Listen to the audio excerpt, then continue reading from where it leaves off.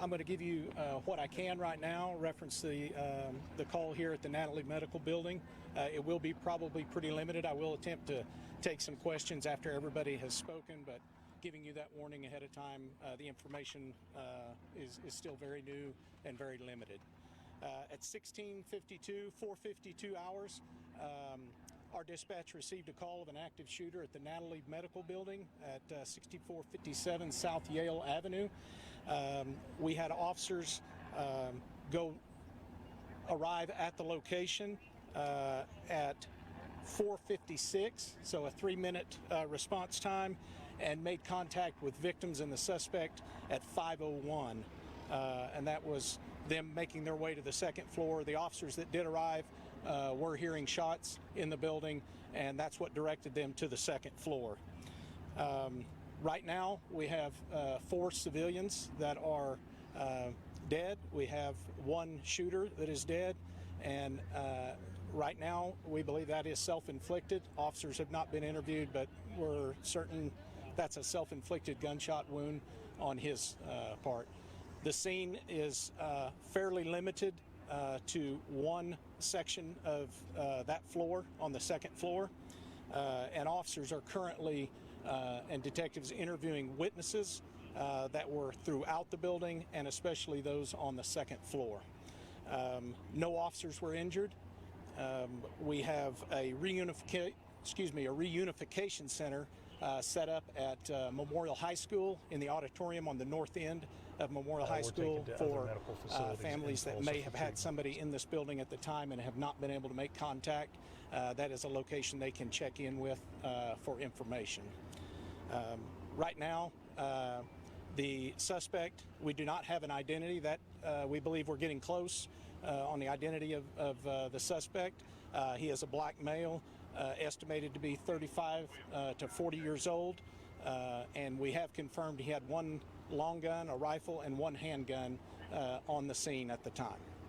That's what I have, and I will turn it over to... Can we get... I'll come back for those questions. Okay, thank you. What was yours? Well, you said 5 people total. Yes, 4 innocents, 1 shooter. Thank you. Yes. I'm Dr. Cliff Robertson. I'm the CEO of the St. Francis Health System. And as you can imagine, we're an organization that believes in the power of prayer, and there is nothing more this community could do for us than to pray for the families and the loved ones and the victims of this senseless act. I can't stand here and not thank the first responders in this city. I mean, look around us. The response has been incredible, and I don't know that I've truly understood just how important our first responders can be and are every day. There will obviously be many questions, and there will be a very bumpy road, I think, ahead of us. But there are over 10,000 people that are part of the St. Francis Health System that every day commit their lives to taking care of people in need, taking care of everyone in need. And this senseless, horrible, incomprehensible act is not going to change that.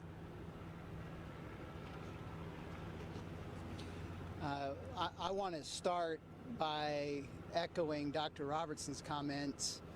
This campus is sacred ground for our community. For decades, this campus has been a place where people have come to work, heroes have come to work every day to save the lives of people in our community. Just in the last few years, in the greatest public health crisis that our city has ever had to face, this has been the facility more than any other that has worked to save the lives of people in this city. I have been out here to this campus repeatedly as mayor when our first responders have been attacked and when one of them was murdered. And it was the people who worked at this campus who were there for them. So I know, because I know Tulsa, I know there are so many people out there right now that want to know what you can do to support the people at St. Francis Health System in the midst of this tragedy. I don't have one thing for you right now. I would ask for you to think about what the St. Francis Health System and the people that work there mean to our community, what they mean to you and your family and your neighbors, the heroes who protect you. Think about what they mean to you, and think about in your own way what you can do to show your support for them in the midst of this tragedy. I also want to express our community's profound gratitude for the broad range of first responders who did not hesitate today to respond to this act of violence. The men and women of the Tulsa Police Department did not hesitate, and when you look around today, you see personnel from federal law enforcement, the Tulsa County Sheriff's Office, the Oklahoma Highway Patrol, the Tulsa Fire Department, EMSA. They are all here to provide the support and their own skill set that they can bring to support the people who work on this campus. And all of us in Tulsa have a responsibility to do the same. Thank you. We'll turn it back to Chief Daglish for any questions that you might have. Mayor, while you're up there, could we get your response? I mean, we're now in a club of cities that had to deal with something like this. What is your response to what happened here? Right now, my thoughts are with the victims in here, many of whose families don't even know about this yet. So if we want to have a policy discussion, that is something to be had in the future, but not tonight. Not tonight. Do we know if the victims were employees of the hospital or patients? From what we do know, it could be a combination both of employees and visitors. Do we know if he was a patient? We do not. With everything that's happened recently, was he wearing body armor? Not that I'm aware of. That has not been mentioned. Chief, you said he had two weapons with him, a pistol of some sort and a long gun. Do we know which weapon or both weapons? What did he use, or do we know that yet? It appears both weapons at one point or another were fired on the scene. Do we have any reason to believe he was targeting anybody specifically? We don't have that yet. Investigators, the building not long before we came down here was officially secured, and homicide and crime scene detectives were just making their way in. So all of the investigation and investigative portions and those types of questions are just getting looked into right now. Can you talk about what's on that second floor?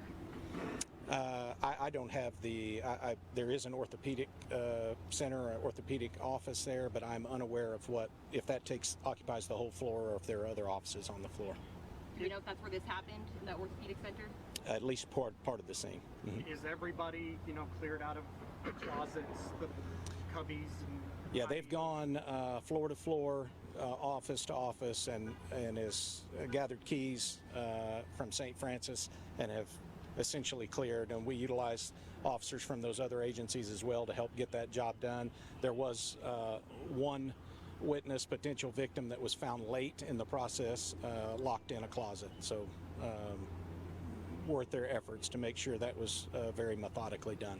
How long was this shooter active from the first shot to him inflicting going on? There was a 3-minute response, so I don't know how long the call took to come in, but it appears as though the whole thing was a 4-minute or so time span from the time it came in till the time officers made contact, 4 to 5 minutes. And all the gunfire occurred in that same area on the second floor, as far as we know? The best we believe right now. Do we know who called? I do not. After everything that happened last week, was active shooter training refreshed on y'all's mind? And this was just almost second nature for you? Yeah, I think that's probably fresh on everyone's minds. I will say Tulsa revisits that topic regularly. So I was very happy with what we know so far regarding the response of our officers. And as the mayor mentioned, the citizens of Tulsa, I think, should be proud. This parking lot was difficult to get to for some of those officers who were here just minutes after it came in. It was difficult due to the amount of cars that had responded from all sides of town. And then federal agencies, I believe every federal agency is represented here. Light Horse are here. I've been contacted by surrounding sheriff's offices, Sheriff Regalado, Sheriff Chris Elliott, offering to help cover calls for service while we dealt with the scene. So the response, I cannot overstate how proud I am of the area response to this incident. Do you believe he acted alone? We're going to have a press conference tomorrow. Yep. We're still unpacking a lot of this. We can ask questions all night. I've got a question for Dr. Roberts. That's okay. If you want to answer the question, sure you can, or else we can wait till tomorrow. We don't know. We are still trying to confirm his identity, and the intelligence and the investigative side will take off after that. Do we know if there's any There'll be no more questions today. We'll have a press conference tomorrow. We'll get you all the information we need. Thank you. Yes. They're not.